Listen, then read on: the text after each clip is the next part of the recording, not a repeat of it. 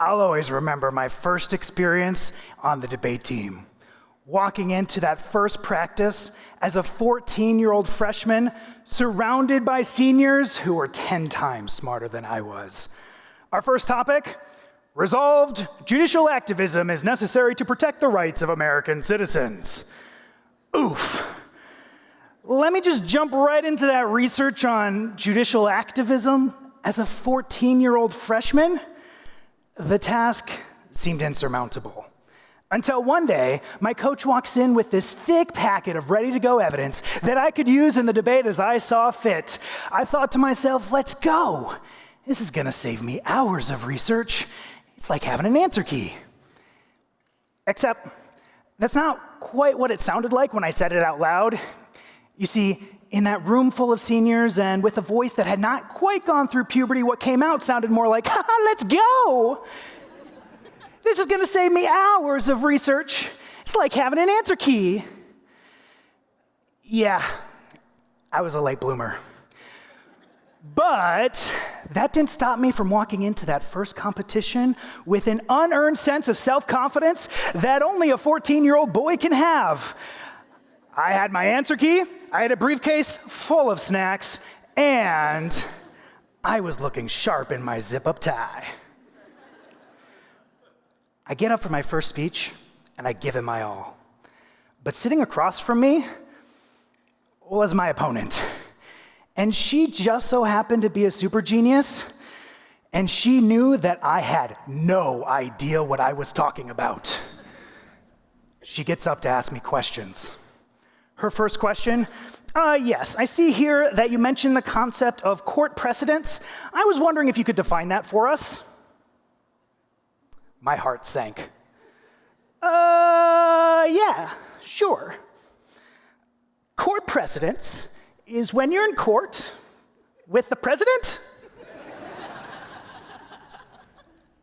Yeah, I did not win that debate. I thought having the answer key would be enough to carry me through the competition. But as it turns out, you also need to understand the answers, be able to explain them, understand what your opponent is saying, and be able to undermine their perspective. And the reason I tell you this story is because today, AI is handing every citizen, employee, and student the ultimate answer key. And just like my 14-year-old self, we're all walking around with that unearned sense of confidence where we have the words, but we may not have the understanding. And this is forcing some uncomfortable questions. What happens when our students can generate a nearly flawless essay in a second, but can't defend a single idea inside of it? Or a team of employees who can instantly summarize a complicated 50-page report, but lack the cognitive stamina to actually read it? How do we lead a team, negotiate a contract, or resolve a dispute without a generate button to save us? Fundamentally, how do we measure the value of the human mind? Now, these are massive questions. And to be fair, we teachers, we did not ask for this. We did not ask for technology that upends decades of how we measured the human mind, but it's here, and it's being developed faster than our institutions can keep up with. So we're gonna have to figure this out. And it's not just a classroom problem. In the last 24 hours alone, many of you have used AI to think for you, to write for you, or even decide for you. And it's no longer a question of, is AI capable of these tasks or intelligent enough of these tasks? But instead, what are these tasks doing to us? Right now, we're confusing the possession of an answer with knowledge. And if we want to prevent AI from creating a permanent illusion of learning, then we're gonna have to redesign how we measure the human mind. Now, this problem's not exactly new. For the last 20 years, we've all been walking around with a library in our pocket. But up to this point, that library has just been a search engine, which is great for providing you the ingredients. But AI, it can cook the whole meal. And the stakes are so high. Privacy, bias, concerns about the environment, concerns about employment, just to name a few. But as someone who has spent the last 12 years as a teacher in a high school classroom and who now works directly with districts on how we can responsibly integrate AI, the concern that stands out to me the most is the impact that AI is having on our ability to think and therefore our ability to learn. But before we get too far, let me say one thing. I am not here to say we should ban AI. If we're being honest, no one has that power. There's no single person or even a single country who has the ability to put this genie back in the bottle. Instead, I'm here to say something more challenging.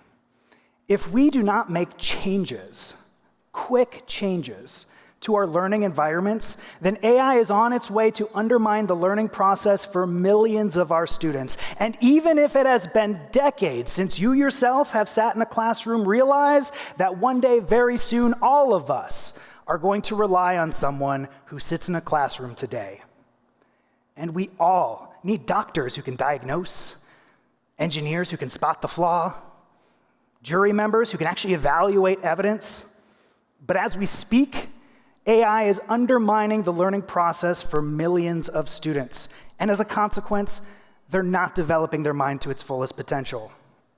Instead, they're simply submitting a finished product that took them 0 effort and was created for them in the matter of a few seconds. Now, naturally, us educators, we want to fight against this. So many of us are turning to AI detectors in order to catch our students in the act. But the truth is that AI detectors do not work. In fact, one AI detector once accused the US Constitution of being written by AI. Shame on you, James Madison, cheating on your homework assignment?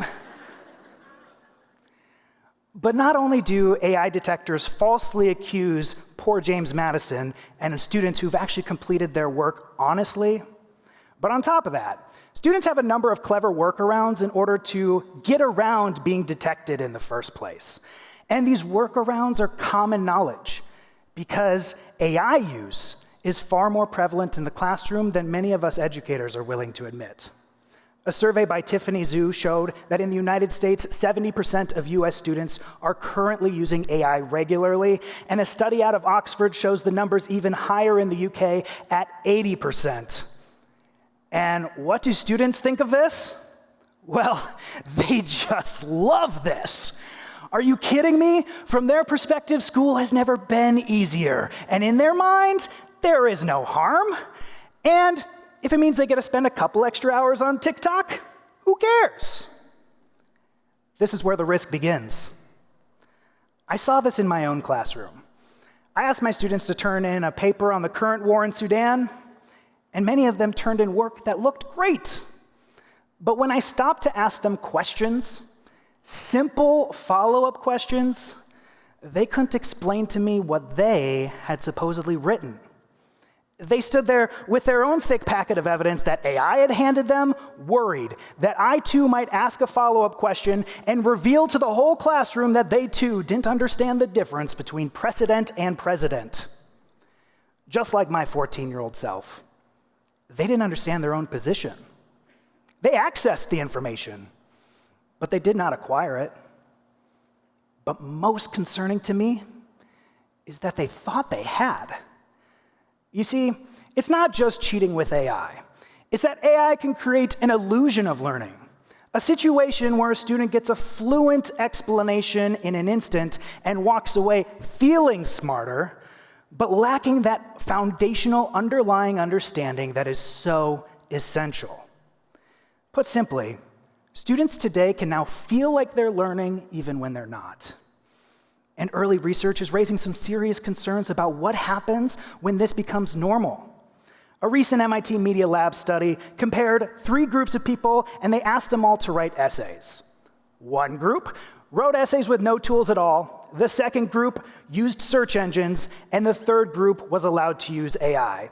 And while that AI group was able to produce work that was faster, and much of it was better, Many of them, in fact, most of them, could not quote a single line from their essay. On top of that, brain scans showed something deeper, a reduction in neural connectivity, which is a fancy way of saying different sections of the brain weren't talking to each other. But here's the key part.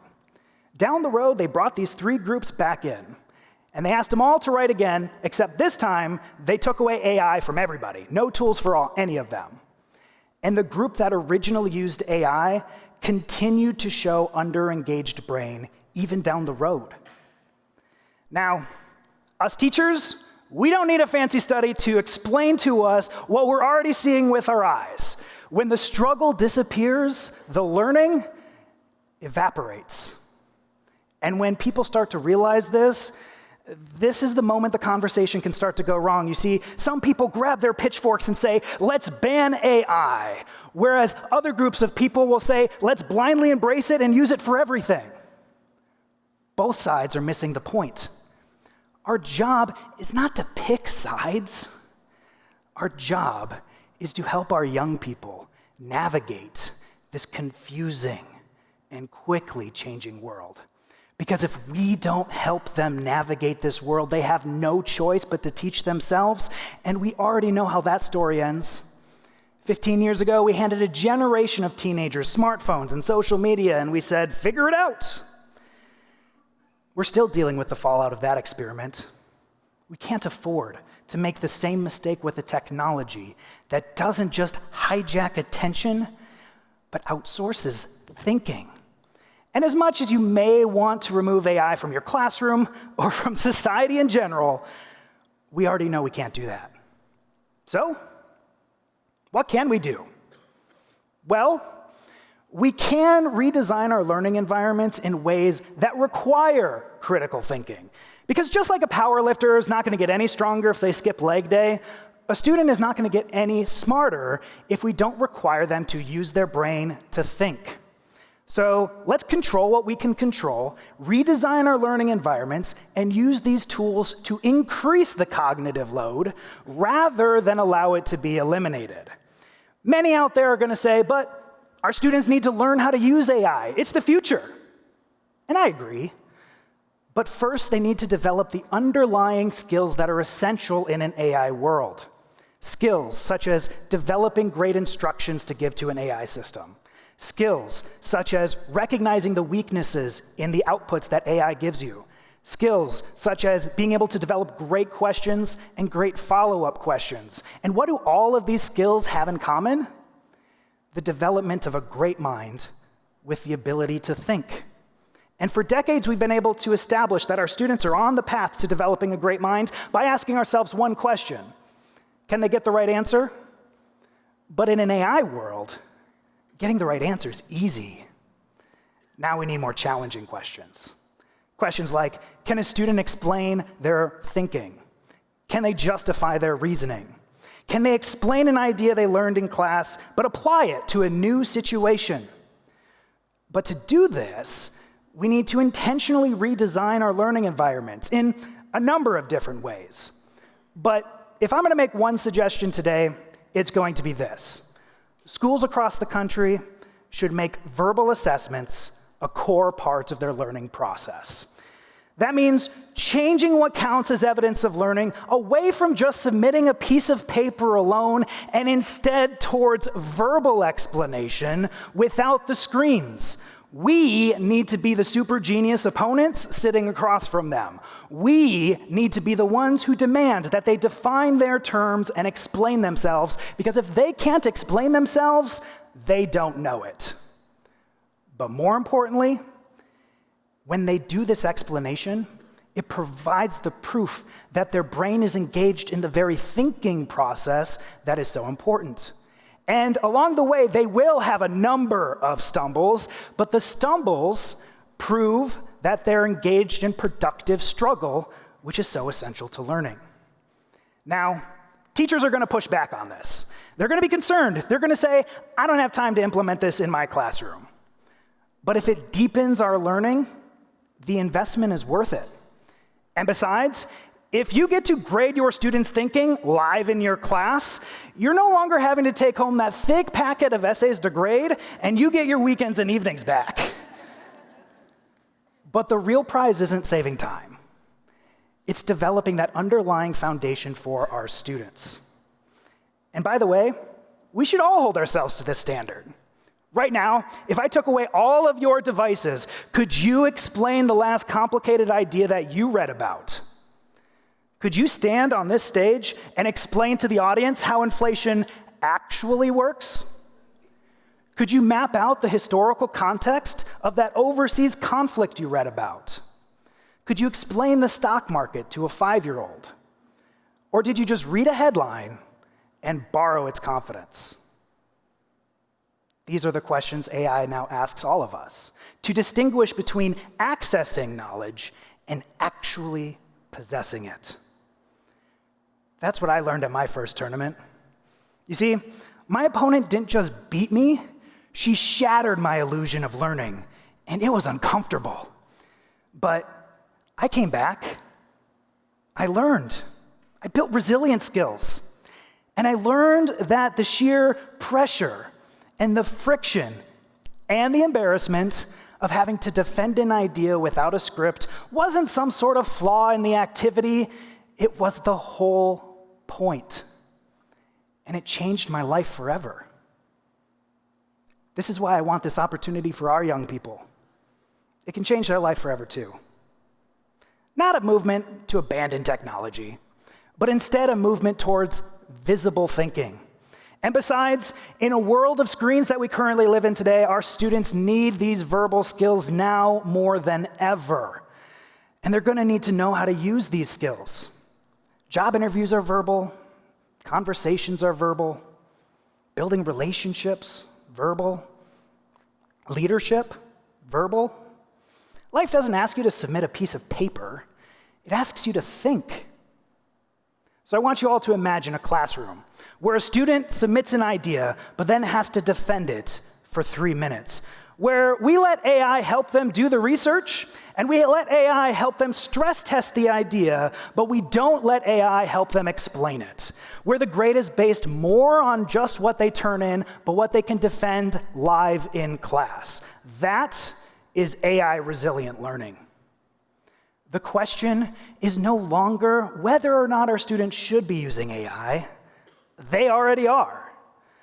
The question is whether we allow it to replace our thinking, or whether we build environments where AI makes thinking more visible, more rigorous, and more human. AI can generate answers, but as educators, as parents, as community members, we must generate thinkers. Thank you.